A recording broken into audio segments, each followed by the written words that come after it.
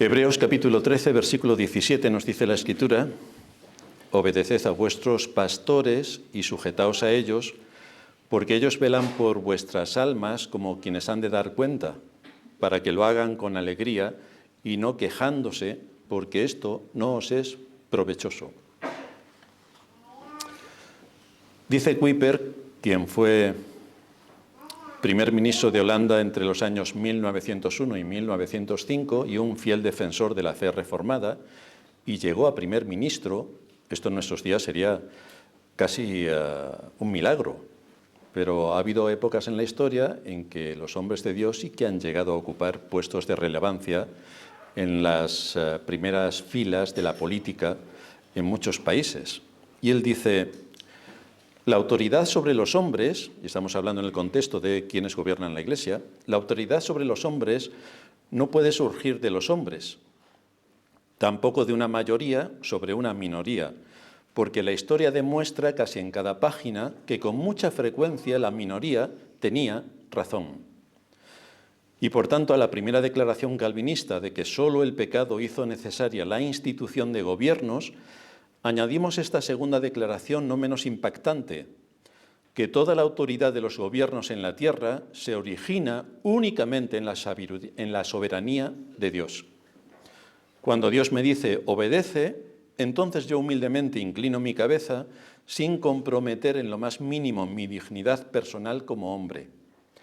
En la misma medida, como tú te degradas cuando te inclinas ante un hijo del hombre, así también te elevas cuando te sometes a la autoridad del Señor del cielo y de la tierra. Así que hay autoridades que Dios ha puesto. Las ha puesto en los gobiernos, las ha puesto en el hogar, las ha puesto en las empresas y las ha puesto en la Iglesia. Lo que tenemos ahora que estudiar es cuál es esa autoridad que emana de las Escrituras y que Dios ha posicionado para dirigir a su pueblo. ¿Hay tal cosa como una autoridad delegada por Cristo en el ámbito de la Iglesia o no? Por la enseñanza de la Escritura vemos que la Iglesia es una organización y un organismo. Tiene un papel estelar en este mundo. Y como es tal su nivel de impacto en las conciencias de los hombres que debe mover su voluntad para corregir conductas y andar por el buen camino, es lo que más ataca a Satanás, y desde luego estamos en una lucha sin cuartel contra el poder civil que por encima de todo quiere acabar de ras con la Iglesia y por supuesto con el nombre de Dios. De un estudio riguroso de la palabra de Dios que nos dice cómo debemos dirigir su casa, no la nuestra, sino su casa, que es la Iglesia, él ha establecido una única autoridad y está definida bajo el oficio de pastor o anciano, que es exactamente lo mismo. El nombre en el original cumple la misma función. Así que no hay pastores, luego están los ancianos debajo y luego están los diáconos más abajo. Y luego ya los miembros ni se cuentan. No, esto no es lo que enseña la Escritura. Esto es lo que está implantado en la cristiandad, pero esto no es lo que enseña la Escritura. Para la Escritura, pastor y anciano es lo mismo. Lo que también nos enseña la Escritura es la necesidad de que el pastor sea responsable en el desempeño de su trabajo y no se dedique a mil cosas, menos a prestar una cuidadosa atención a su iglesia, que le ha sido dada por Dios para que cuide de ella. Estas mil cosas pueden ser el pertenecer a 19 comités, y entonces se pasa medio año enredado en todos estos asuntos, el dar 48 conferencias, por supuesto en distintos países, si es posible, estar involucrado en actividades lúdico-festivas o en organizaciones paraeclesiales para supuestamente evangelizar. Pero este no es el papel del pastor, según la Escritura. Según el mundo en el que vivimos, sí. Y sobre todo porque hay muchos pastores que tienen envidia de los altos ejecutivos de las empresas que están siempre viajando. Pero para eso les pagan y ese es su trabajo. Pero ese no es el trabajo del pastor. El pastor no es un alto ejecutivo que se pasa todo el año viajando de acá para allá para supuestamente evangelizar. Porque tiene su iglesia a la que se debe dedicar con bastante atención y precisión. Por eso la Escritura afirma en Proverbios 27-23, sé diligente en conocer el estado de tus ovejas y mira con cuidado por tus rebaños. Ahí está todo su trabajo, en su iglesia.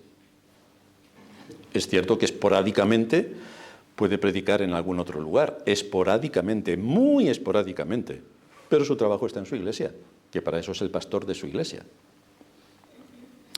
De la misma manera que exigimos que haya gobernantes en cada sociedad para velar por el bien y la prosperidad de sus ciudadanos, aunque esto ya sabéis que es una carta a los Reyes Magos, que en nuestra época no se cumple, pero en épocas pasadas sí que se ha cumplido. De la misma manera también tenemos que exigir, como iglesia, esa responsabilidad que recae sobre el pastor y que tiene que cumplirla. Y todos nosotros como iglesia tenemos que ser exigentes con este mandato. En todas las edades este gobierno ha sido prefijado por la misericordia de Dios para dar guía y dirección a su pueblo. Por esta razón vemos en Israel a dirigentes como Moisés, como Josué, luego vinieron los jueces, los reyes, los profetas. En tiempos del Nuevo Testamento el mismo Señor nos da ejemplo, pero ahí tenemos a los apóstoles y a todos los ancianos que ellos mismos iban ordenando en cada una de las iglesias que se iban creando. El asunto es que si Cristo no es autor de confusión, por esa razón nos enseña que todo debe hacerse decentemente y con orden, porque la confusión y el tumulto es inevitable donde no hay ningún dirigente reconocido, ninguna autoridad establecida y, por supuesto, ninguna doctrina.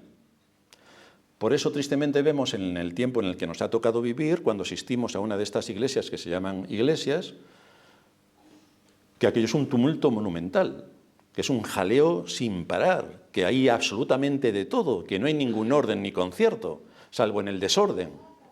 Pero esto no es lo que aprendemos en las Escrituras. Así que si nosotros somos llamados a escudriñar las Escrituras y a regirnos por el espíritu de la Escritura que nos enseña, debemos prestar bastante atención a lo que Dios dice que debe ser su iglesia. Hoy vamos a ver 4 puntos sobre este asunto. En primer lugar, vamos a ver la autoridad. En segundo lugar, el alcance. En tercer lugar, el compromiso. Y en cuarto lugar, la evidencia. Así que vamos a ver, como decía, en primer lugar, la autoridad. Es la propia iglesia la que tiene que identificar y poner en el oficio a aquella persona que cumpla con los requisitos bíblicos para enseñar y gobernar a la iglesia. Estas son sus 2 características, las que tiene que llevar a cabo el pastor: gobernar y enseñar. Como esto es una responsabilidad de la iglesia, una vez que ha reconocido y puesto en el oficio a tal persona, entonces asume la doctrina que se está predicando. Nuestra doctrina es reformada, por lo tanto, tanto el pastor de ahora o los que en el futuro puedan venir tienen que asumir la doctrina reformada, que son las que forman parte de nuestras convicciones más profundas. Y también tiene que admitir la Iglesia que se va a someter a su gobierno. Si la Iglesia no está dispuesta a someterse al gobierno de una persona a la que llame como pastor, esa persona no puede ser pastor, porque tiene que contar con la aprobación de toda la Iglesia, porque es toda la Iglesia la que se va a someter a este gobierno. Por supuesto, cuando esta persona ya ha sido puesta en el oficio y ya lo está ejerciendo, no puede llegar alguna persona después de 30 años que lleva el pastor en el oficio para decir que como ella no lo ha votado, no se va a someter a la autoridad. Anda. Esto ha ocurrido. Entonces, si tú no te vas a someter a la autoridad, no sé qué pintas en la iglesia. Es decir, ¿por qué haces una petición para la membresía de la iglesia si no estás dispuesta a someterte a la autoridad porque tú no la has votado? Y mucho más, ¿por qué vienes a la iglesia si no estás dispuesta a someterte a lo que Dios en su palabra enseña con bastante claridad? Es decir, yo me voy a otro país y cuando llego a ese país digo, un momento, que la Constitución de este país no la he votado yo, así que estoy exento de cumplirla. Seguramente en ese país van a hacer una vuelta otra vez para ver si a ti te gusta, si la Constitución es de tu agrado o no. O a lo mejor te meten en la cárcel, que será lo más seguro, por listo. Bueno, pues esto ocurre en la Iglesia. Por lo tanto, a quien viene con esas ideas, se le debe sugerir amablemente que acepte lo que la enseñanza de la palabra de Dios nos pone, o ahí está la puerta. Tiene que elegir. Una vez que la Iglesia ha puesto a este hombre en el oficio, es porque la Iglesia le ha reconocido para esa función y entonces tiene el deber de tenerlo, como dice la Escritura, en alta estima. Es decir, lo debe respetar. Esto es increíble. Que haya que respetar a alguien. Bueno, los hijos deben respetar a sus padres. Es que la escuela la tenemos en casa. Los hijos deben respetar a sus padres. Los miembros de la Iglesia deben respetar a su pastor. En mi trabajo debo respetar al director que tenga por encima. Y en mi país, me guste o no, tengo que respetar al presidente. Es decir, si viene el presidente y nos visita, no podemos tirarle huevos, tomates y todo esto. Tenemos que respetarlo por la autoridad que constitucionalmente recae sobre él. De manera que una vez que la Iglesia elige a un hombre como su pastor, según la enseñanza bíblica, debe recordar una cosa. El Señor habla en Juan 13:20. De cierto os digo, el que recibe al que yo enviare, me recibe a mí, y el que me recibe a mí, recibe al que me envió. Así que aquí estamos hablando de cosas serias, como para tomárselo a broma o para montar un altercado, una rebelión o una situación de tensión en el contexto de la Iglesia, sin argumentos.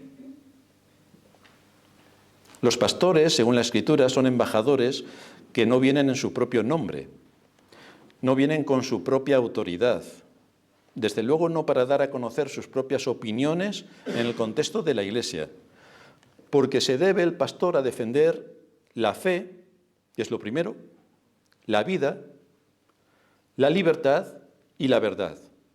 Y esto sale a través de todas las exposiciones de la palabra de Dios que cada día del Señor se predican. Por eso decimos y repetimos que el pastor no es nada original en lo que hoy está enseñando. Esto ya lo han enseñado nuestros antepasados en la fe durante siglos. El asunto es que estas verdades capitales han sido completamente olvidadas por la cristiandad. Cualquier pastor en orden no viene a traer el fruto de su imaginación, sino el fruto de una investigación profunda de la palabra de Dios que ha tenido que escudriñar con rigor para que al exponerla la Iglesia pueda conocer más a Dios y entender cómo esa doctrina que es predicada se aplica a la vida, a su situación particular, en el contexto del mundo en el que vivimos, donde el engaño es atroz en todos los ámbitos. Por esta razón, los creyentes deben someterse a la autoridad pastoral en la esfera donde el pastor ejerce su oficio, que es el ámbito espiritual. Obedeced a vuestros pastores y sujetaos a ellos.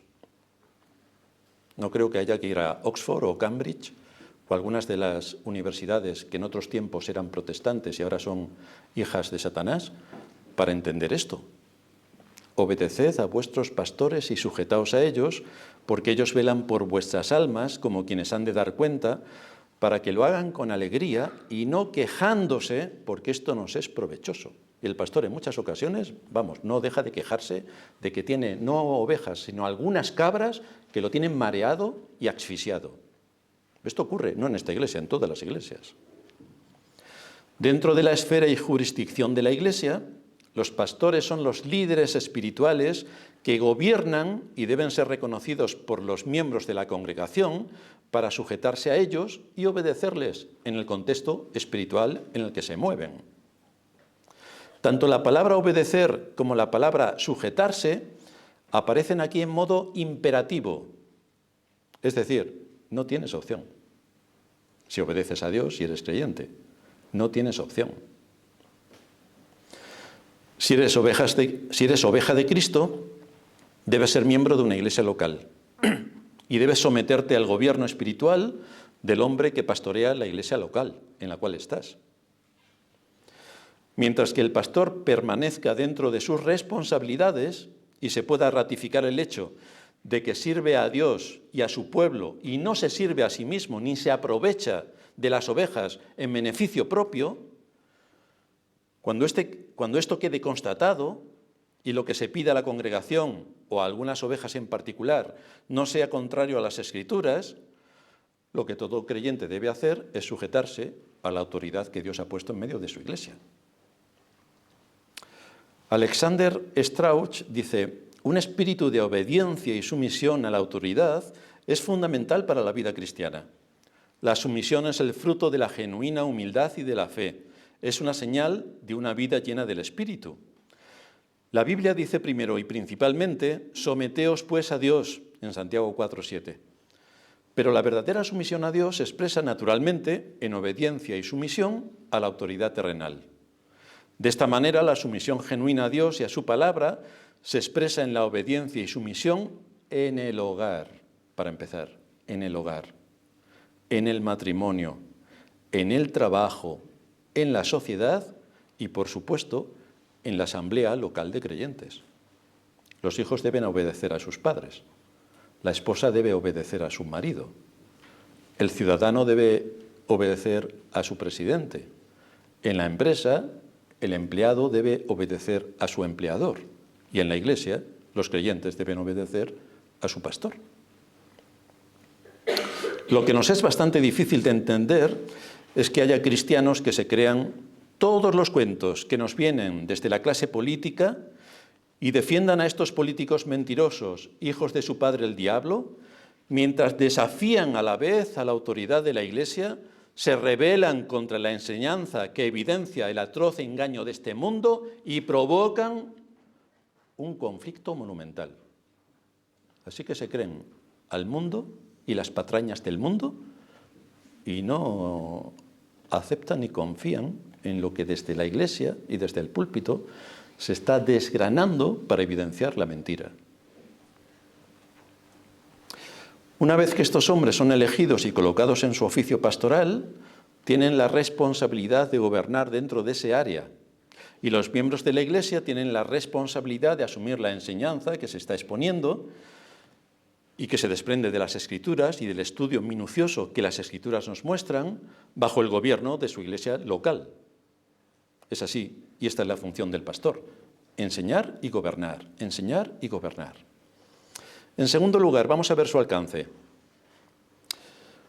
Soy consciente de que algunos se pueden negar a aceptar la autoridad porque han visto cómo ciertos hombres han abusado y abusan de su liderazgo, o se valen de su posición para enseñorearse sobre otros, para manipular o para pervertir el sentido de las cosas.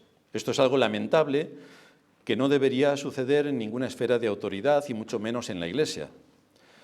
Pero tristemente, no sé si os suena, si hay a lo mejor gobiernos que abusan de los ciudadanos. Para nosotros eso es incomprensible, nunca lo hemos vivido en nuestra propia experiencia, pero parece ser que hay cosas como estas. Hay gobernantes que abusan de los ciudadanos, hay padres que abusan de sus hijos y hay pastores que abusan de su posición. En 1 de Pedro 5:3 el apóstol dice que los pastores no deben enseñorearse de la grey, no deben enseñorearse de la grey. Y esta palabra transmite la idea de tener dominio sobre otros por la fuerza. Enseñorearse es tener dominio sobre otros por la fuerza.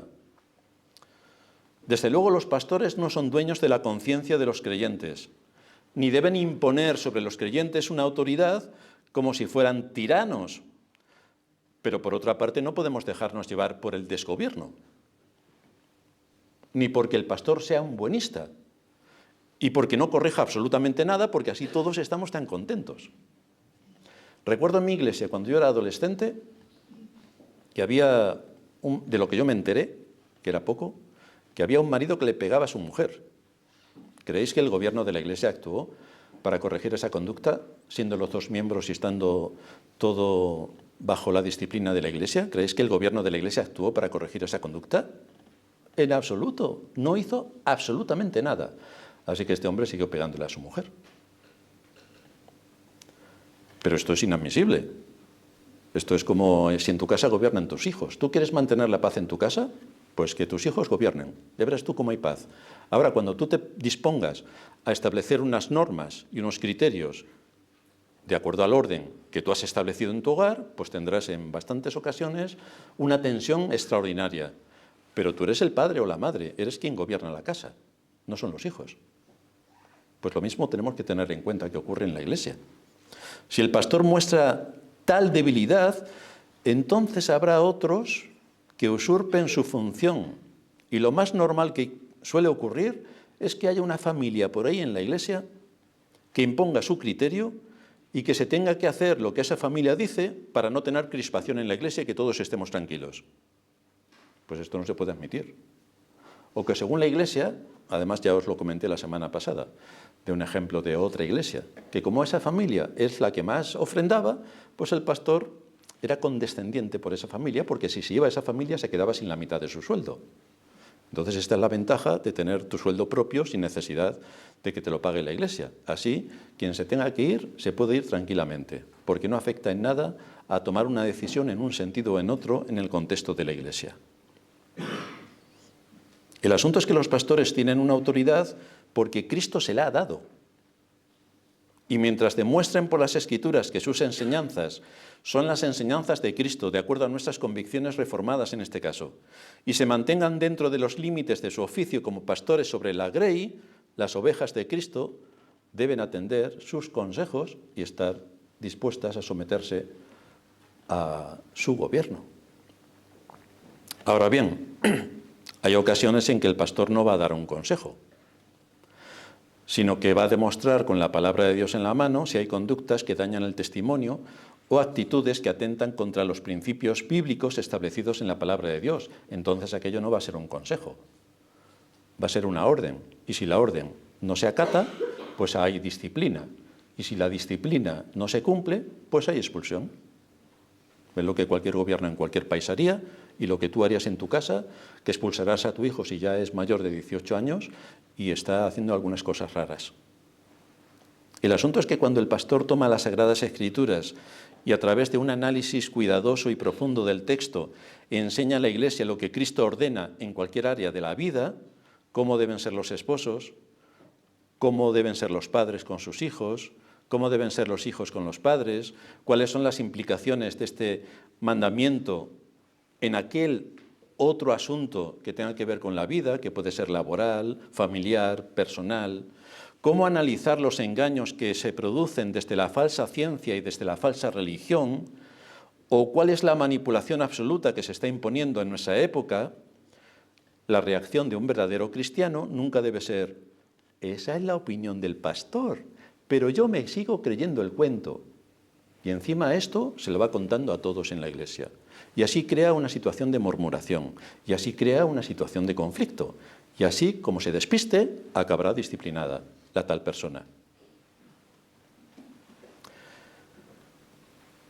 Si eso es lo que se enseña en las Escrituras, si el pastor no te ha convencido a través de su exposición de que eso es lo que la Biblia enseña y cómo esa enseñanza tiene una aplicación concreta a la vida o al entendimiento de lo que está pasando a nuestro alrededor, donde el mal avanza de una manera desorbitada, si no estás de acuerdo con lo que se está predicando, ve a solas al pastor y pídele que te argumente más para que tengas clara tu conciencia sobre qué es lo que se está exponiendo. Pero no puedes decir, esa es tu opinión, y levantar una murmuración, que generalmente son calumnias, contra el pastor. Esto no se puede hacer. Por ejemplo, el cuarto mandamiento dice que guardemos el día del Señor, porque ha sido santificado por Él. Ha sido apartado del resto de días de la semana para un uso exclusivo, la adoración a Dios. Y añade que no harás en él obra alguna, tú, ni tu hijo, ni tu hija, ni tu siervo, ni tu criada, ni tu bestia, ni tu extranjero que está dentro de tus puertas. Es un añadido importante. Nos sometemos a la autoridad pastoral para que el Señor nos hable de cómo se aplica este mandamiento ahora. Porque nosotros no tenemos siervos. ¿Eso quiere decir que entonces el mandamiento a mí no se me aplica? Pero fijaos, hay mucha gente que trabaja en el día del Señor ignorando lo que supone este día, la mayor parte de la cristiandad, que no le importa un comino. ¿Nosotros tenemos que unirnos a lo que piensa la mayoría social y la mayoría religiosa respecto a lo que enseña el cuarto mandamiento? Si no podemos hacer que otros trabajen para nosotros en asuntos que no son de necesidad ni de misericordia, me tengo que preguntar, ¿está permitido ir al supermercado en este día para hacer la compra de la semana? Por ejemplo. Porque aunque haya una tienda abierta, si yo voy a comprar y no es por necesidad, estoy participando en que esa persona esté trabajando. Algo que prohíbe el mandamiento cuando dice no harás en él obra alguna, tú, ni tu siervo, ni tu criado. Y en ese caso esa persona que está ahí tiene este perfil. Por ejemplo, más concreto, si los niños hoy van a comprar golosinas a la tienda que está a la vuelta de la esquina, ¿cuál es el ejemplo que le estamos dando en lo que respecta al Día del Señor? ¿Y cuál es el testimonio que estamos transmitiendo? Si dentro de 10 años esos mismos niños, que ya tienen 20 años, se van hoy domingo, o niñas mejor, a comprarse sus modelitos de moda a la tienda de tal marca, ¿cuál es el principio que ellos estarán aplicando? Porque ellos dirán, con toda la razón, que desde su niñez han ido a comprar en el Día del Señor golosinas. Por eso hacían esto cuando eran pequeños. Y ahora de mayores, en vez de golosinas, compran ropa. ¿Se está atentando contra el mandamiento? Cada uno debe considerar si los argumentos que se exponen desde el púlpito tienen la garantía de estar basados en principios bíblicos. Ahora, este niño que con 10 años o con 8 años va a comprar golosinas a la tienda de la esquina, cuando tenga 20 y vaya a comprar al supermercado toda la compra de la semana o se vaya a las tiendas de moda para comprarse sus modelitos, tú le vas a decir, no vayas porque eso transgrede el cuarto mandamiento. Pero es lo que tú le has enseñado desde que es pequeñito, que ha podido ir a comprar golosinas a la tienda de la esquina. Y ahora en vez de golosinas, pues se compra modelitos. Pero él está estableciendo lo que tú le has enseñado, que el Día del Señor puede transgredirlo de esta manera. Así que debemos tener mucho cuidado para que cuando uno vea que las enseñanzas bíblicas tienen el peso del sentido común y que están sustentadas en la palabra, hay que aplicarlas porque de esta manera se trabaja en pro de la unidad y la paz en la Iglesia y también en pro de cumplir con el mandato de Dios que nos incumbe a cada uno de nosotros. No tomes en poco las palabras del pastor, no olvides lo que Cristo dice también en Lucas 10:16. El que a vosotros oye, a mí me oye, y el que a vosotros desecha, a mí me desecha. Así que se predica con el propósito de edificar a la familia de la fe, de edificar al pueblo de Dios, de que tengamos claros los conceptos y los principios para no cometer alguna tropelía. La realidad que hay de fondo en muchas ocasiones es que las personas justifican su desobediencia porque no les gustan las implicaciones de la verdad que ha sido expuesta y entonces atacan al mensajero.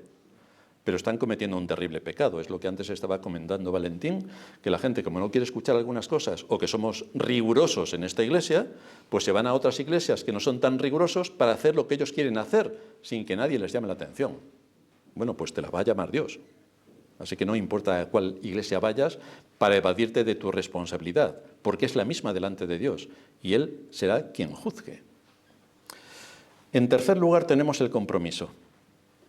Aquellos que aman la verdad considerarán seriamente las enseñanzas de las Escrituras, aun cuando el pecado remanente en ellos oponga resistencia a todas las implicaciones que suponen las enseñanzas, porque no nos gusta, a nuestra carne no le gusta nada.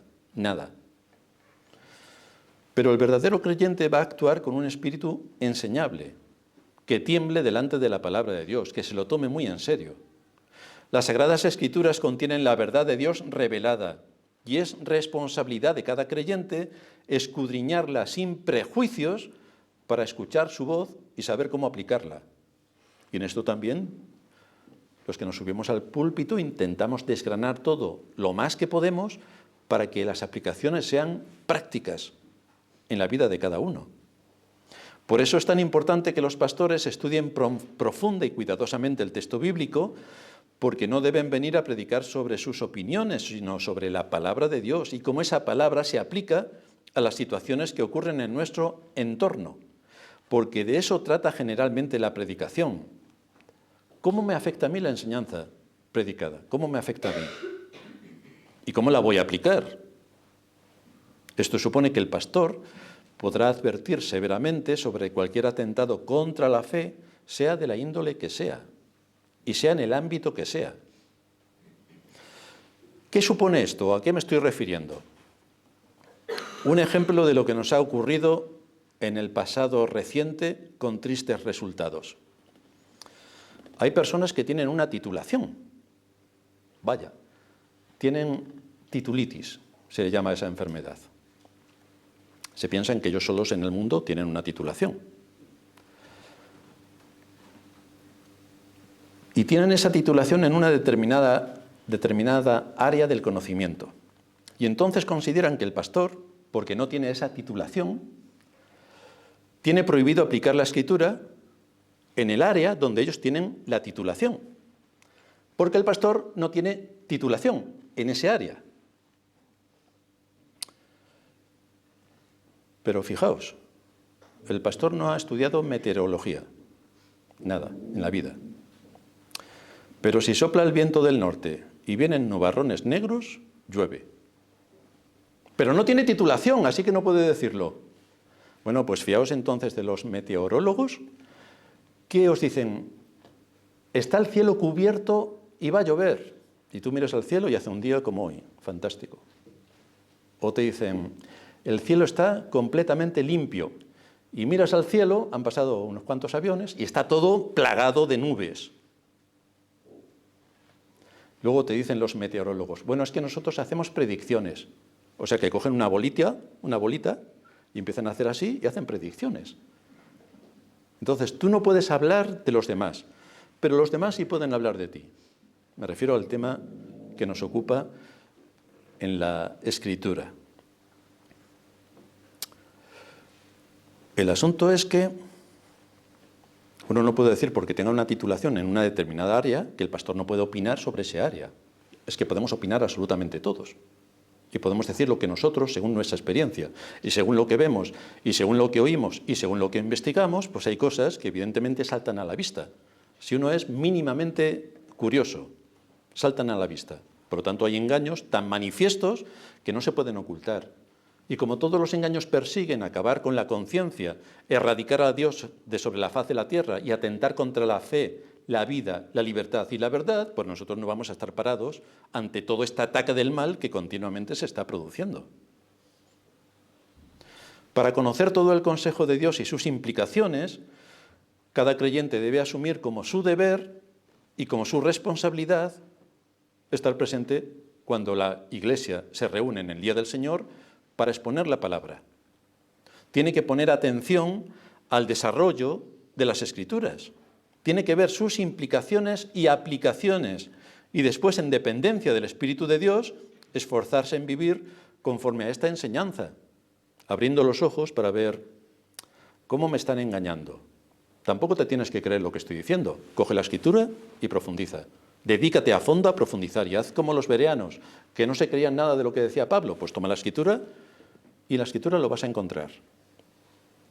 Pero es necesaria la enseñanza rigurosa porque vivimos en un mundo gobernado por el mal. Esto la cristiandad tampoco se lo cree. Pero sí, gobierna Satanás en todas las áreas. Tiene su reino aquí y aquí lleva a cabo su engaño. Especialmente, repito, porque así lo enseña la Escritura, en el contexto de la ciencia y de la religión. Ahí lleva su más espectacular engaño. Así que cuando se abren las Escrituras y hay argumentación sólida en la enseñanza, esto debe ayudarnos a tener convicciones profundas que debemos asumir para defender la fe en medio de la guerra que nos rodea. Desde luego no podemos tomar esta enseñanza y levantar una rebelión en medio de la Iglesia cuando el enemigo está fuera de la Iglesia, no está dentro de la Iglesia, está fuera. Tenemos que combatir al enemigo fuera, pero lo que no podemos hacer es entre nosotros tener una enemistad patológica que nos lleve a la destrucción. Fijaos que la desobediencia es una característica del diablo y de sus hijos, no de Dios y de los suyos. De la misma manera que en nuestra casa hay unas normas que todos deben respetar, así también ocurre en la Iglesia. Hay una doctrina que creemos y confesamos, que está muy definida, con implicaciones que tiene para la vida, para la libertad y para la verdad. Y hay ciertas normas de orden que todos debemos respetar por el bien del cuerpo de Cristo y como testimonio para quien nos visita. Estamos en orden. Es una iglesia en orden. Adoramos a Dios en orden, solemnemente, reverentemente. Le damos a Él el protagonismo que solamente Él tiene en este su día, el día del Señor. Por otra parte, si alguien de quienes nos escuchan aún no lo saben, y esto es algo que cualquiera debería recordar, es que no hay ninguna iglesia perfecta debajo del cielo. Todavía. No todo está en la iglesia como quizá nos gustaría que estuviera. Pero en casa de tus padres tampoco todo estaba como a ti te gustaría que estuviera. Y uno puede pensar, bueno, pero si es que el pastor fuera así o fuera asao, y yo también puedo pensar, pues es que si tú fueras así o fueras asao, las cosas serían diferentes. Así que no todo puede estar al gusto de todos. Y no nos sentimos bien al 100% en ningún sitio. Tú te vas a comprar una casa. Ay, pues le falta un cuarto de baño y está en el 5.º piso, y no me gusta esto. Vas a otra casa. Pues esta tiene lo que yo quiero, pero resulta que solamente tiene 2 dormitorios y tengo 4 hijos. Te vas a otro sitio, pero es que esta está a 70 kilómetros de la ciudad y tengo que gastar. Siempre hay inconveniencias, siempre. Así que, bueno, no sé si os miráis al espejo alguna vez, pero quizá no os guste nada de lo que veis. Así somos. Entonces nunca vamos a encontrar la perfección aquí. Allí sí, pero aquí no. Y en la iglesia ocurre lo mismo. No vamos a encontrar la iglesia perfecta. Siempre habrá algunas cosas que nos inquieten. No todo en la iglesia es como nos gustaría. Pero en la organización de la iglesia se tienen en cuenta cuestiones prácticas y de ámbito general para que todo funcione correctamente, para que todo guarde el orden y la estructura basada en principios bíblicos de orden, procurando el bien de todos, el bien de todos.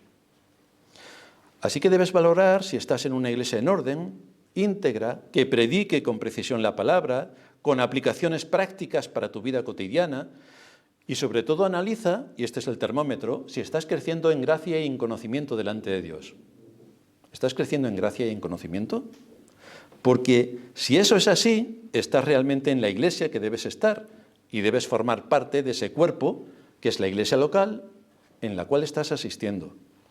Por lo tanto, si eres cristiano, debes mostrar tu fe sometiéndote a las autoridades que Dios ha puesto sobre ti en el hogar, en la nación, en el trabajo o en la iglesia.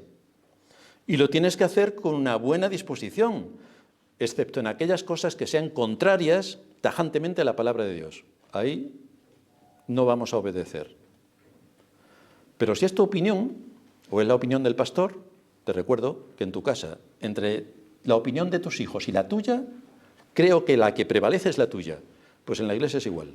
Entre la opinión de un miembro y la opinión del pastor, la que prevalece, si no hay argumentos consistentes, es la del pastor. Porque si no tendríamos aquí 100 opiniones. Es un lío. Pues la que vale es la mía. En cuarto lugar, el alimento. Como ya he dicho, las dos funciones principales del pastor son el gobierno de la iglesia y la enseñanza. El gobierno y la enseñanza, las dos. Si tenemos a alguien que predica muy bien, pero hay un problema y no tiene ni idea de por dónde atajarlo, no nos vale como pastor. Porque el pastor tiene que ser un hombre bien formado y con carácter para establecer la línea que va a seguir la iglesia y no inclinarse ni a izquierda ni a derecha. Tiene que seguir una línea, tiene que seguir un camino. Por lo tanto, de todos los avatares que pueden surgir en la vida, no puede separarse de su objetivo. Si tenemos un hombre que habla y predica muy bien, pero en cuestiones prácticas y a la hora de tomar decisiones no sabe tomar decisiones, pues no nos vale como pastor. Nos puede valer como predicador, pero no como pastor. Las dos funciones principales, repito, del pastor son el gobierno de la iglesia y la enseñanza. Así que haciendo uso de su responsabilidad, debemos exigir enseñanza que nos alimente. Esto es una exigencia por parte de la iglesia. Debemos exigir que se nos enseñe, que se nos alimente, que se nutra nuestra alma con la palabra, que nos abra los ojos a las realidades que nos pueden pasar desapercibidas o que entran dentro del buenismo social que no es el que marca la Escritura. Por lo tanto, el pastor nos tiene que enseñar. Y nos enseña, entre otras muchas cosas, algunos apartados que voy a mencionar. En primer lugar, nos enseña a que no tengamos un concepto egocéntrico acerca de nosotros. En su responsabilidad nos hará ver quiénes somos delante de la palabra, quiénes somos. Porque somos egoístas por naturaleza y tendemos a centrarlo todo en nosotros. Yo. Queremos ser enseñados a combatir contra este pecado. Dice Pablo en Filipenses 2:23, porque todos buscan lo suyo propio, no lo que es de Cristo Jesús.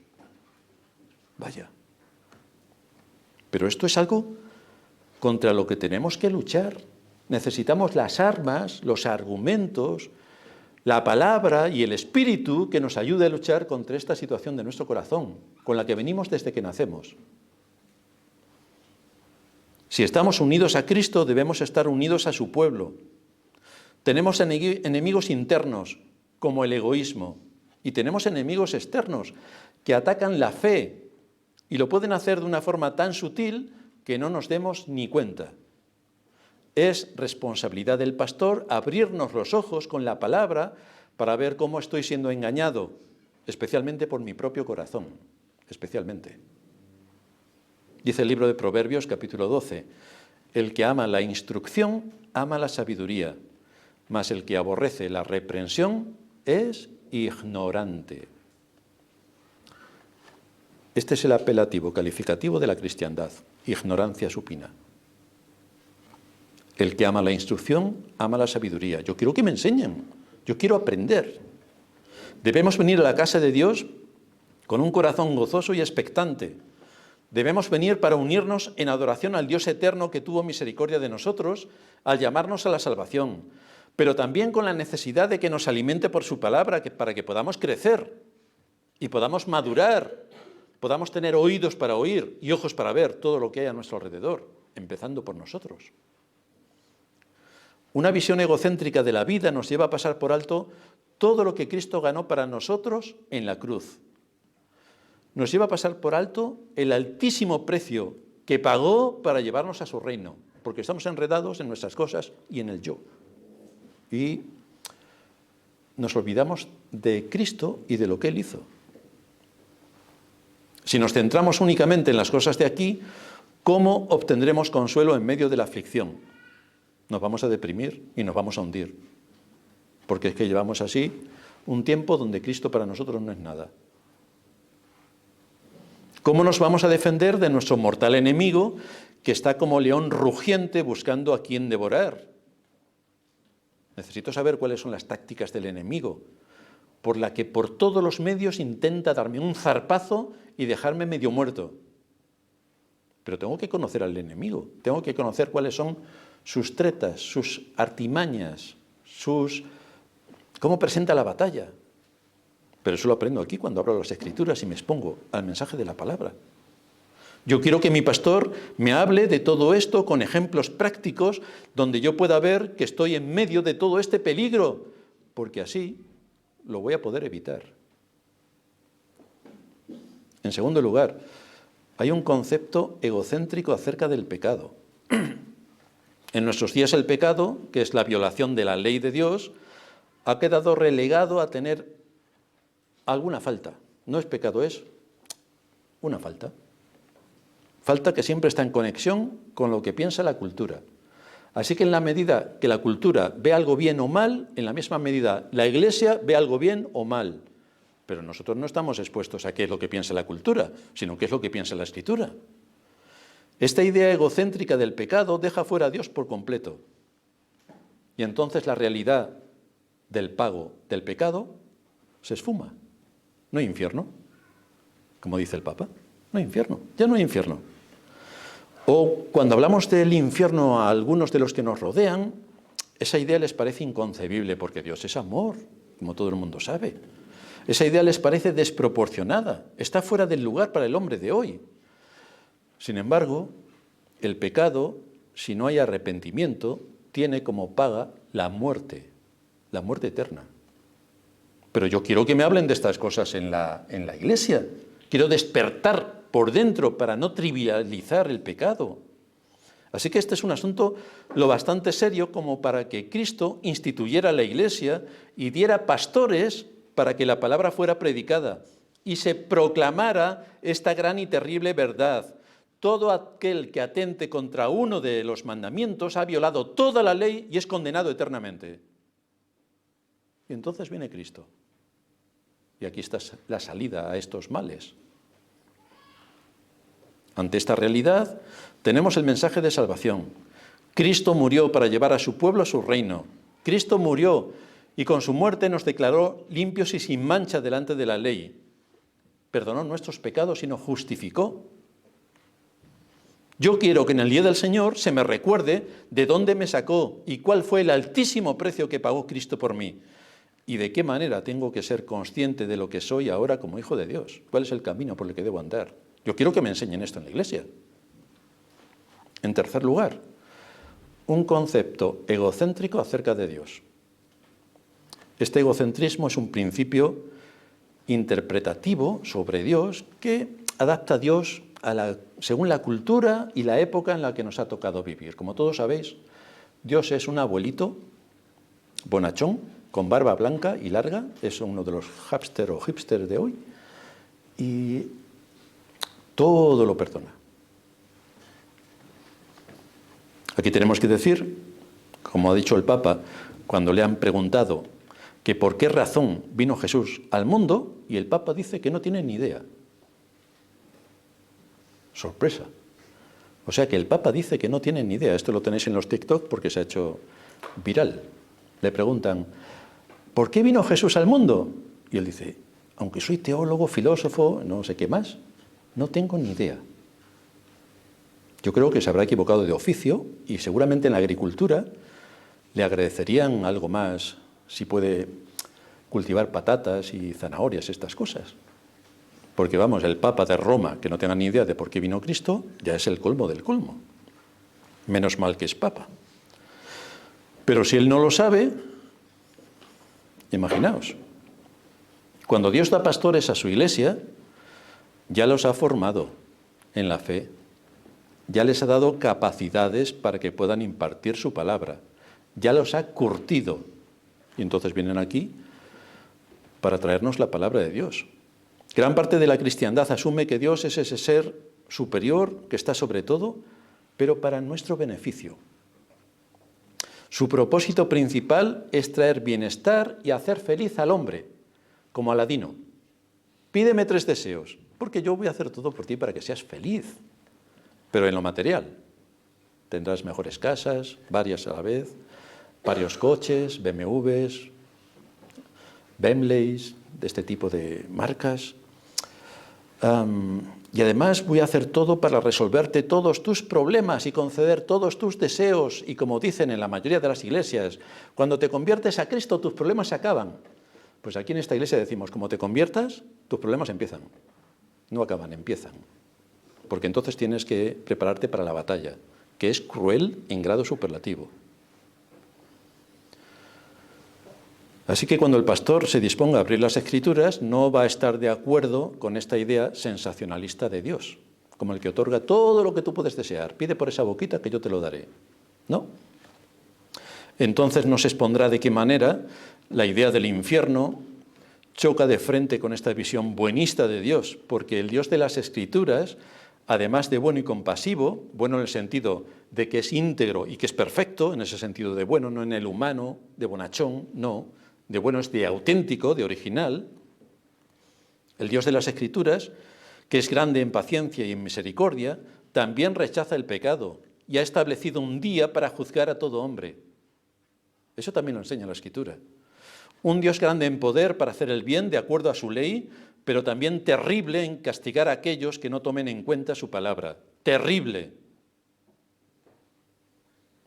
Esto es lo que enseña la Escritura y lo debemos de saber para percibirnos y prepararnos para aquel gran día. Yo quiero que el pastor me lleve ante el temor de Dios, recordándome su justicia y que si no estoy en Cristo, en el día del juicio seré condenado. Quiero que me lo recuerde. Ese es su papel. El egocentrismo impide asimilar esta idea completa de Dios. Y por esa razón la gente de este mundo y la mayoría de las iglesias no puede tomarse en serio lo que la Biblia dice, que pasa tras la muerte. La realidad del cielo y del infierno, como el lugar donde cada uno de nosotros estaremos durante toda la eternidad, o en el cielo o en el infierno. Esto nos recuerda que nosotros no somos el centro de nuestra vida, sino que Dios es el centro de la vida. Dios es el centro de la vida. Yo quiero que el pastor abra las Escrituras, me exponga ante el espejo de su palabra y pueda ver si estoy bajo alguna influencia de este egocentrismo que es alimentado por la corriente social que nos invade y que nos lleva a modificar nuestras ideas y pensamientos sobre nosotros, sobre el pecado y sobre Dios. Esto lo impone la cultura. Porque si no soy expuesto a la palabra de Dios, que me indica por dónde me atacará Satanás, esto me llevará a la incredulidad y entonces a tener en poco mis pecados y entonces a no arrepentirme y entonces bienvenido al infierno. ¿A qué conclusiones nos lleva todo esto? Cuando contemplamos la Iglesia a la luz de la enseñanza que hemos estado viendo, hay algo que resalta rápidamente a la vista: la enorme importancia que tiene la Iglesia en el plan redentor de Dios y en la vida de cada creyente. Tiene una importancia relevante en la vida de cada creyente, lo cual nos lleva a considerar la seriedad con la que un cristiano debe pensar acerca de su membresía en la Iglesia y cómo ser fiel a Cristo en ese contexto. Cristo prometió edificar a su Iglesia, lo prometió, y la Iglesia somos nosotros.